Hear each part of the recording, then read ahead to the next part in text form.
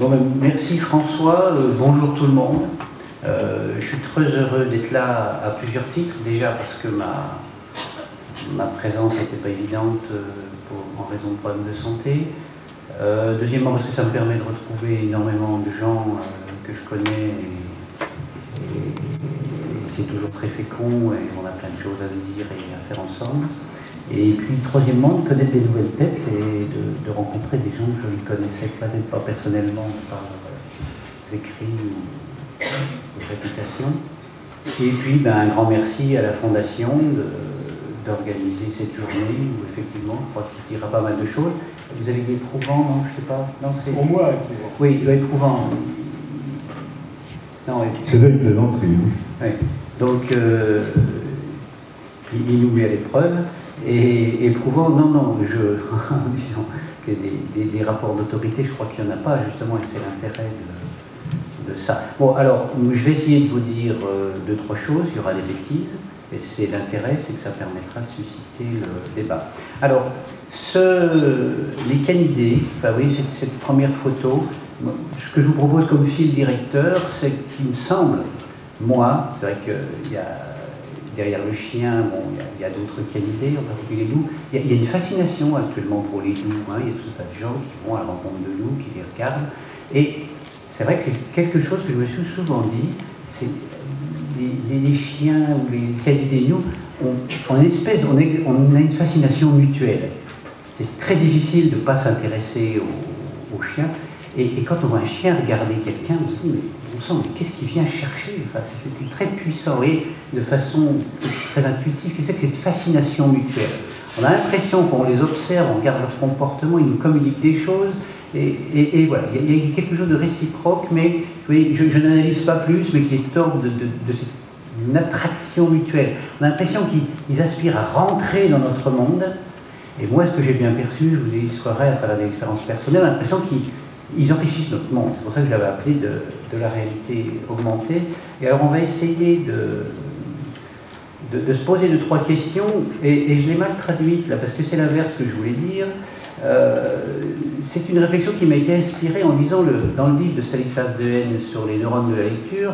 Il pose une question qui donne une claque. Il dit, qu'est-ce qu'on perd en apprenant à lire? Qu'est-ce qu'on perd?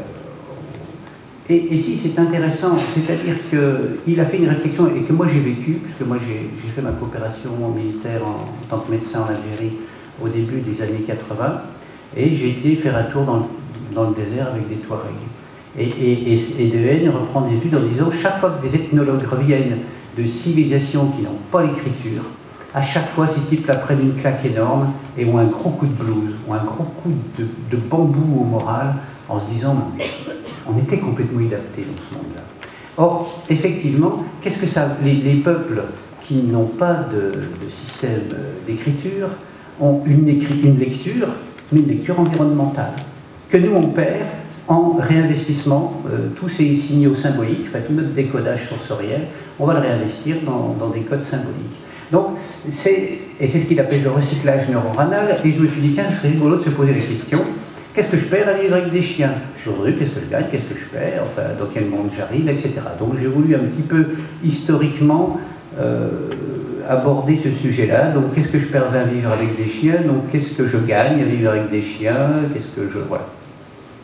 Alors en sous-jacent, ben, on va voir un petit peu des aspects historiques. Et nous, bien sûr, moi je suis un clinicien.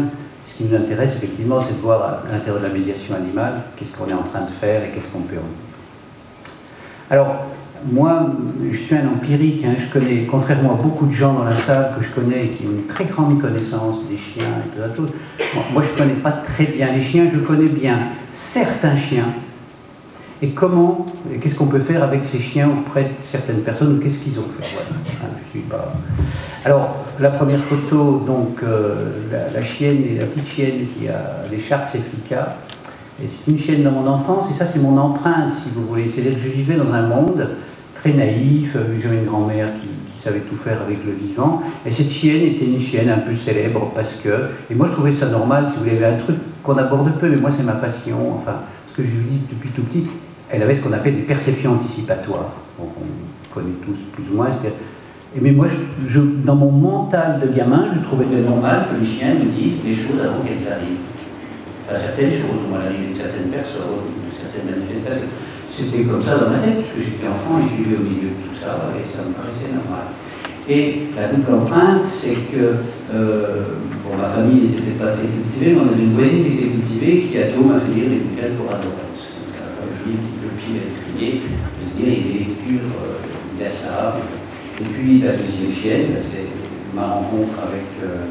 Je suis en fauteuil depuis un peu plus d'une vingtaine d'années, j'ai eu Gadget en 93, grâce à la NECA qui est devenue un petit chien, c'est là que j'ai pu rencontrer Marie-Claude et tout un tas de gens, et qu'on a pu travailler à la FIRAC, à l'Ujuric, etc. Donc c'est comme ça qu'on a monté un certain nombre de choses.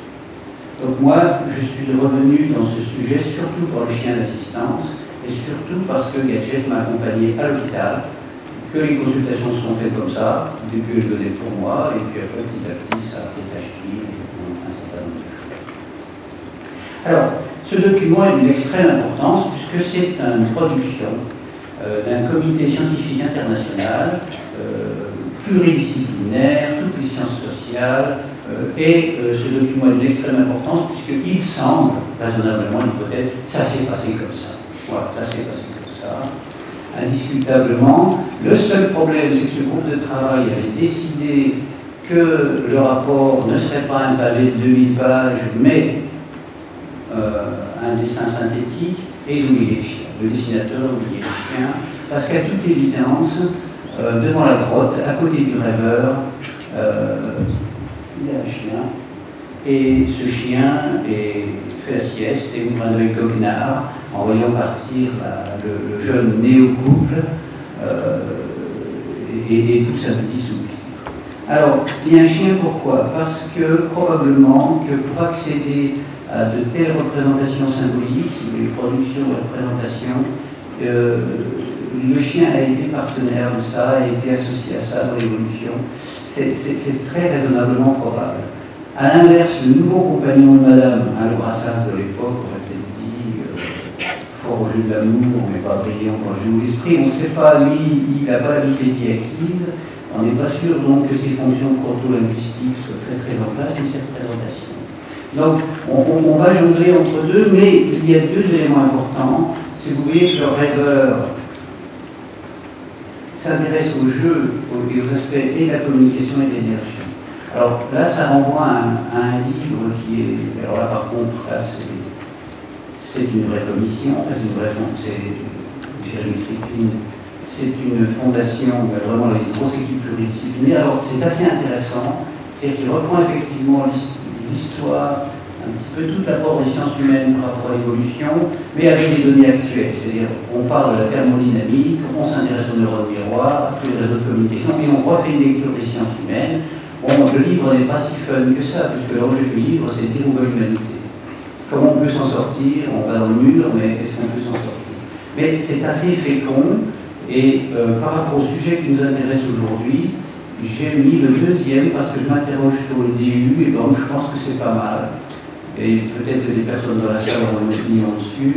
C'est le livre Tisserand sur l'empathie, parce que je trouve qu'il est très didactique, et il scinde bien, pour les gens qui veulent s'y intéresser, la dimension cognitive de l'empathie par rapport à la dimension affectivo-émotionnelle. Et ça, c'est important. Et alors, pour nous, il fait point sur la relation empathique aux animaux, aux objets et aux robots. Donc, on a quand même déjà, par rapport aux différents modes de relations qu'on peut avoir, des choses intéressantes à travailler. Donc, alors, moi, j'ajoute deux données qui sont un peu métadata, mais bon... qui sont tout l'aspect génomique et la quête de sens. Alors, cette photo, comme la première, c'est Pierre Barzik qui me l'avait passée. Je crois qu'il faut qu'on s'y arrête plus, parce que j'ai regardé, donc, par rapport à la néotomie domesticatoire, qui est le fait qu'un animal domestique garde ses caractéristiques affectives. J'ai pas vu beaucoup de choses sur le lait, sur tout ça. Pour moi, c'est un métadata à travers mon métier. Je m'occupe de maladies auto-immunes et l'alimentation. Et si vous voulez, on est la seule espèce de mammifères à boire du lait qui n'est pas de notre espèce et à l'âge adulte. Mais ces petits chiots-là, ce qu'ils sont en train de boire, c'est un lait maternel bourré de facteurs de croissance cérébrale, puisqu'ils sont destinés à des petits humains. Un bébé, dans la première année, fait beaucoup de cerveau.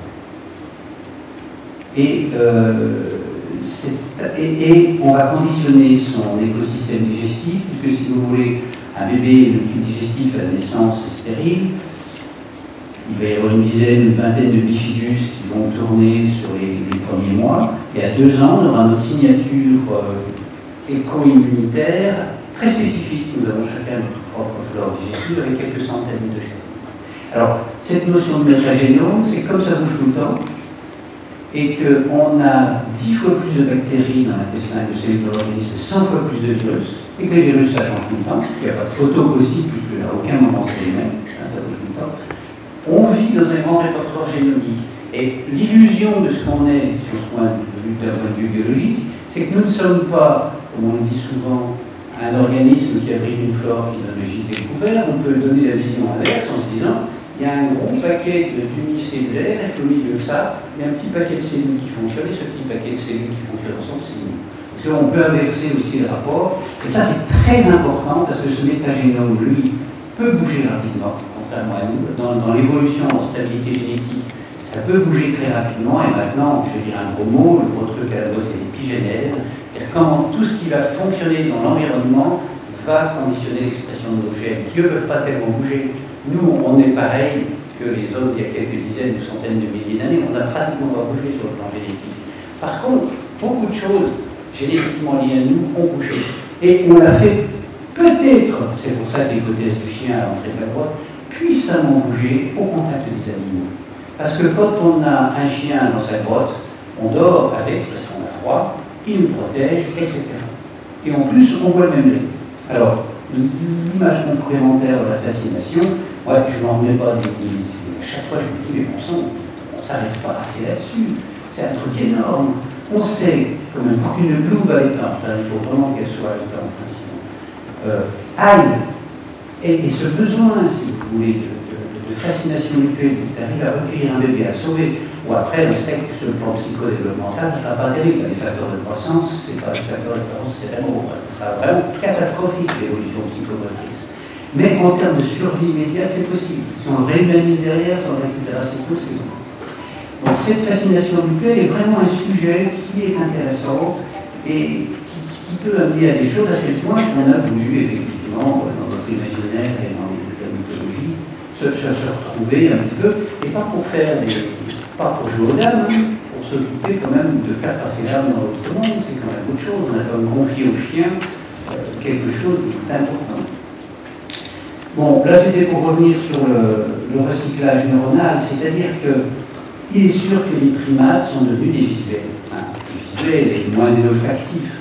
Mais on peut quand même penser qu'en termes de plasticité cérébrale et de mode d'interaction précoce avec les chiens, on est quand même un petit peu accéléré le processus et qui nous a aidé à un petit peu, à nouveau je vais dire les mots, à se frontaliser, un petit peu accélérer le processus. Alors bon, là on va y passer, voilà. Alors, vous savez que, il y a peut-être des gens plus autorisés que moi dans la salle, mais en fin de compte, on ne sait pas trop, hein, on dit le chien, c'est le néolithique, mais si ça se trouve, c'est avant. Et moi, je me dis, mais bon sang, on est tellement fasciné par eux que même s'ils n'étaient pas vraiment domestiques, on avait peut-être des synergies de collaboration, on les observait, on regardait comment ils chassaient, comment ils rabattaient les gibiers. Il ne faut pas oublier qu'on était des charognards et qu'on passait derrière les autres et que ça nous arrangeait bien. Et c'était d'ailleurs très intéressant parce que nous, on suçait la moelle des os et tout ça, et c'était bourré d'oméga 3. Et c'est comme ça aussi qu'on a fait nos synapses et qu'on a développé. On était obsédés par l'encéphalisation. Nous, on est obsédés par la quête des graisses insaturées. Donc, moins dans notre société, à tort, mais... Bon, alors aujourd'hui, où ça nous a mené tout ça? Alors, aujourd'hui, un peu en écho à ce qu'a publié notre petite collègue qui est ici, des chiens qu'on a captés dans notre monde et qui qui nous ont sécurisés en gros, hein. Et surtout ils nous ont sécurisés en nous permettant de dormir et de rêver. Je pense que c'est très très important dans le développement. Un groupe humain qui peut commencer à dormir, à tourner ses tours de chasse différents, à rêver, va commencer à rentrer dans des productions avec tout un tas d'études sur la façon de résoudre les problèmes compliqués, mais dès que vous pouvez un peu prendre du recul, et ça va quand même mieux. Donc voilà, le chien de consolation, mais quand même au-delà un certain nombre de chiens qui sont de plus en plus, voilà, on a un retour vers ce qui nous préoccupe aujourd'hui, c'est-à-dire que par-delà cette fonction de consolation, déjà voir comment elle fonctionne, bien la valoriser, la faire de la façon la plus saine possible, et au-delà, voir si on a des orientations vers les tâches. Et alors, je vous montre cette photo-là parce que ça m'a beaucoup marqué. Donc, je vous ai dit que j'avais fait ma coopération en Algérie, et on était très très liés à une famille, et il y a une petite qui avait 12 ans à l'époque qui s'appelle Nabila. Et cette Nabila est revenue nous voir il n'y a pas longtemps. Je l'avais revue depuis l'époque. Maintenant, c'est une jeune Algérienne qui arrive avec une lunettes de soleil, le jean moulant, truc technologique. Enfin, je ne comprends rien à ce qu'elle me raconte. Elle nous montre des photos, elle me montre ça, et c'est mon chien. Je dis, tu te fous de moi, les chiens, il n'y en a pas, et puis le peu, ce qu'on appelle les chacages, je sais pas ce que c'est. Bon, du coup, leur balancer des cailloux, leur donner des coups de pied, enfin, ça ne donnait pas les chiens. Ah, mais si, maintenant on a des chiens. Alors, ça m'a un petit peu étonné. En même temps, elle nous montrait les photos de ses sœurs, une fois avec un doigt, une fois avec une maille de bain sur la plage. Enfin, bon, non, mais comme quoi les valeurs bougent très très vite. Et c'est d'aider alors la conclusion à Stockholm sur les aspects culturels, que les représentations, Dennis Turner a présenté une grande étude mondiale sur un petit peu les représentations,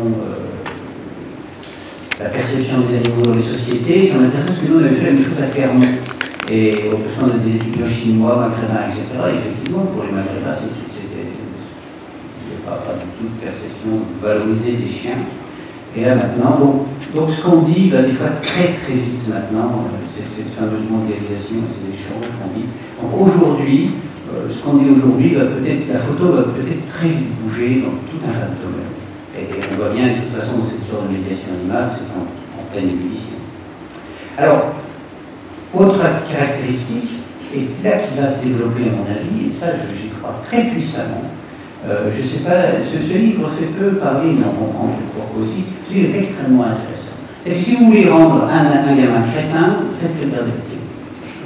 Toutes les études, toutes, mais là c'est des centaines, hein, c'est à reprise de bibliographie, centaines d'études convergentes, voire des milliers, toutes convergentes.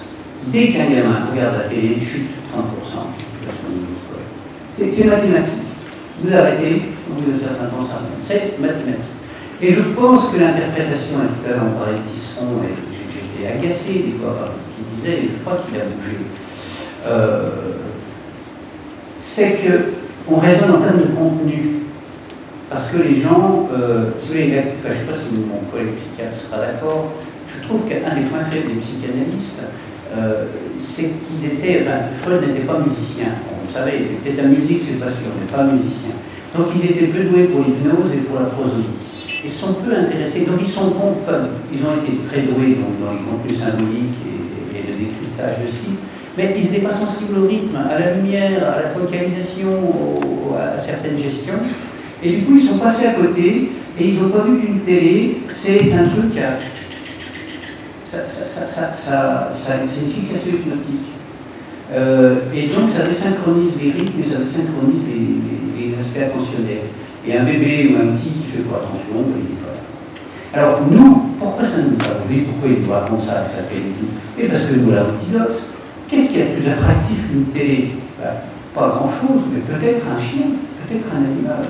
Et là, peut-être qu'on peut jouer une carte extrêmement importante dans le développement, et on peut faire tout un tas de colloques sur l'éducation et tout ce qu'on veut. C'est sûrement très plurifactoriel, mais si effectivement le niveau de consommation de télévision, indépendamment des programmes, est un facteur important pour le développement d'un cerveau d'un gamin, peut-être d'un adulte, son minimum, en format chez l'enfant, on a un enjeu majeur à jouer. Donc, le problème, c'est qu'on a tout un tas de choses, mais on ne sait plus quel est le message. On a une perte un petit peu du sens, les messages sont brouillés, et comme je vous ai dit, les choses vont plus tellement vite. Alors, où on va? Donc là, on a vu d'où on venait, où on en était, où est-ce qu'on risque d'aller? Ben, on sait que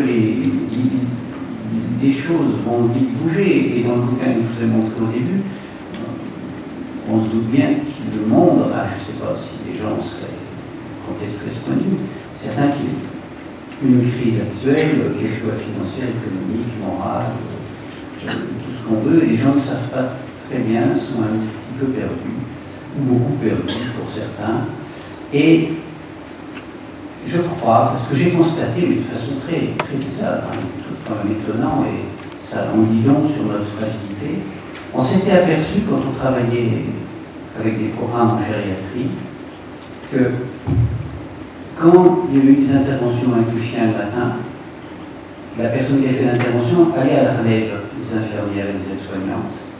Ben, la relève était beaucoup plus respectueuse et beaucoup mieux conduite quand il y avait le chien. Ça paraît bizarre, oui. Mais bon, il y a ce truc un petit peu mystérieux. Donc il est sûr que notre société va évoluer, va peut-être avoir des modifications importantes avec à la fois des innovations technologiques, mais peut-être aussi des grandes crises énergétiques, des grandes crises, je m'intéresse aux écosystèmes bactériens, ça peut quand même nous tomber sur la tête très fort, ça. Donc on va peut-être avoir des remaniements de nos sociétés importants. Donc on va voir comment on arrive à jouer avec nos animaux. Il est sûr que le chien, par ses capacités adaptatives, a un potentiel d'interaction avec les technologies, si on pense bien, assez important. Et actuellement, on a une réflexion, on essaye, il va y avoir un colloque en novembre sur les interactions homme-animal-robot, et on commence à réfléchir un petit peu à comment les animaux peuvent interagir avec les robots.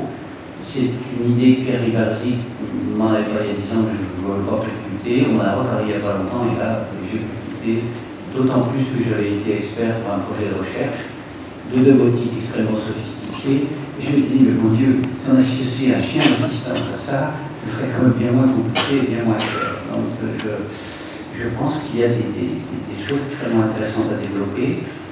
Et de façon plus subtile, peut-être que ce qu'on imagine, on peut jouer beaucoup sur l'odeur, on peut jouer beaucoup sur beaucoup de paramètres, le robot peut émettre des choses. Enfin, il y a plein d'interactions possibles, et je pense qu'il y a des choses extrêmement intéressantes qu'ils peuvent faire. Et les chiens sont aptes à rentrer dans cet univers-là, c'est sûr. Et je crois aussi très fort, ça me concerne, parce que j'ai comme des pôles et que j'aimerais bien, Marie-Claude en a parlé, qu'on développe le chien de trait. Il ne faut pas oublier que la grande fonction du chien, je pense, c'était beaucoup aussi pour le trait. Parce qu'il faut voir, c'était les Amérindiens, bon, ils avaient parlé des chevaux, hein, c'est des chevaux marrons, hein, les chevaux des Indiens, c'était introduit par les Espagnols. Il y avait beaucoup de chiens de trait, et je pense que c'est une très bonne fonction, très logique, et très adaptée à plein d'activités. Et je pense qu'il y a quelque chose qui risque de renouer par les grandes fonctions qu'on sous-utilise, c'est ça. Et le chien, parfois, est très à l'aise là-dedans, et très bien.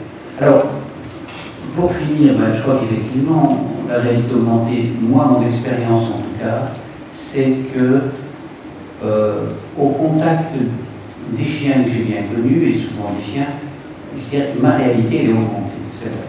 Hein, quand je suis parti avec Piaget la première fois, on a traversé une pinède, et puis elle a eu la queue en l'air, elle a respiré, et c'est comme ça avait dilaté ma perception. J'ai vu qu'il y avait quelque chose, j'ai regardé, j'étais plus vaste, j'étais sensoriellement plus présent à ce que je faisais.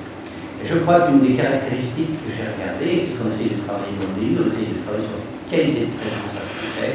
Actuellement, il y a à cause de plein de trucs, moi, il y a un problème d'intériorité, hein, de capacité à être en soi, à être centré. Les gens ont beaucoup de mal à être centrés, moi, en consultation, ce qu'on appelle. Ils sont parasités par tout un tas de choses.